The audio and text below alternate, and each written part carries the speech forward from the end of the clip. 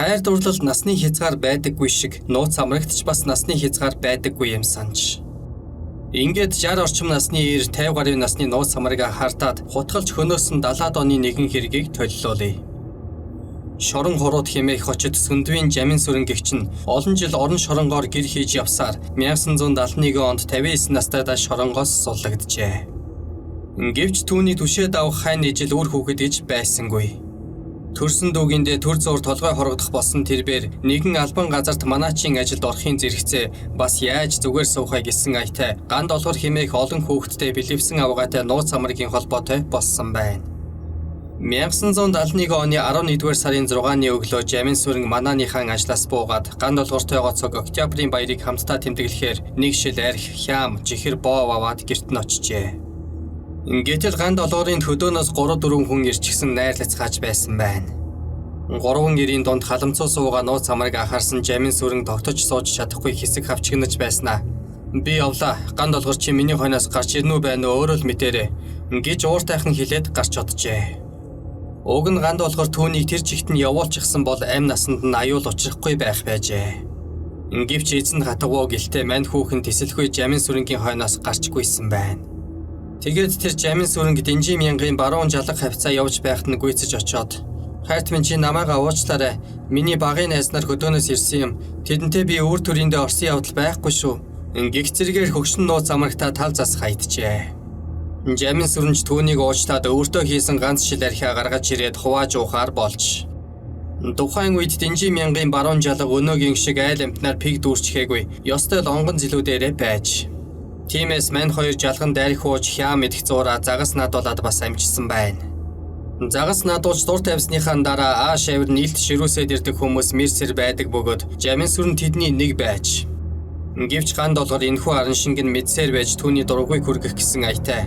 "За гэртээ харъя. Намайг найз нар маань хүлээж байгаа. Миний хөгшин үлдсэн архиа уучаад гэрлүүгээ шогшчих" гэсэн байна. Тэгмэгс Жамин сүрэнгийн догшин зан гів гэнэт хөдлөөд "Битгий маялаад байгаа юм уу гिचээ минь" ингээд ганд олгорын элхийг гвхэрдэл цохиод авчээ. Ганд олгор элхээ дараад хэсэг явуулж сууснаа. "Чи юу н хий юм бэ?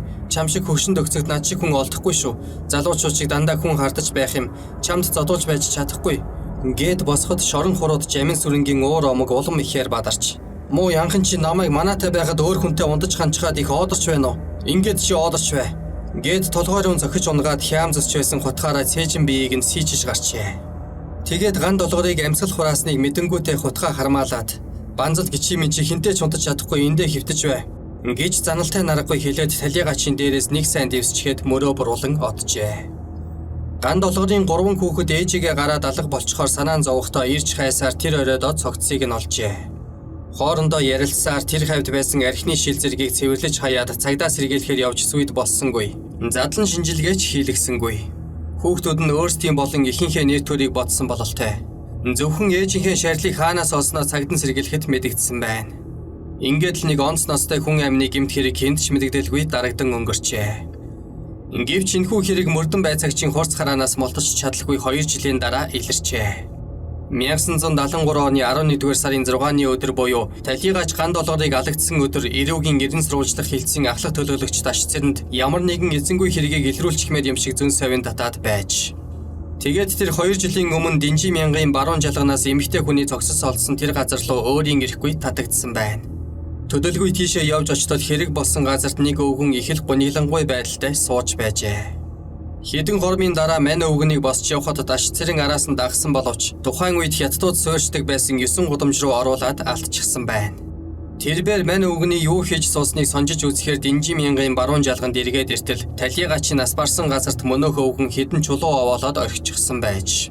Хажуухан талд нь дөнгөж уугаад дууссан архины шил байсныг эд мөрийн баримт болгон авч хамтран ажилдаг дэмдийн доржид учрыг ярьж мөнөөх архины шилийг шинжилгээнд өгч хурууны хээг гаргуулan рецидив гэмт хэрэгтнүүдийн хурууны хээтэй тулгахад шорон хурууд хочид Сүндвийн Жамин сүрэнгэгчинтэй тохирчээ. Ухаанда мань нэр 1971 оны 11-р сарын 6-ны өдөр талигачиг хөнөөсөндөө харуулсаад 2 жилийн дараа яг энэ өдөр нь гашуудаж суусан бололтой. Мөрдөн байцаагч Даш цэрэн архины шилэн дээрээс тодорсон хурууны хээнд ихэд аш холбогдлогч улмаар шорон хурууд Жамин сүрэнгэгчийг эрен суулжиж байсаар нэг л өдөр түүнийг гартаа оруулаад авсан байна. Жамин сүрэнг ихний байцаалтаар л улайсан бөгөөд тэрбээр Би хизээ нэг цагт баригдана гэдгээ мэдэж байсан юм. Надад арайч дээд хэмжээ өгөхгүй байх. Энэ нарны амьдралд чинь би дасахгүй юм байна. Бушуухан шорондоо очиж хэвтээ дээ гэсэн гэдэг.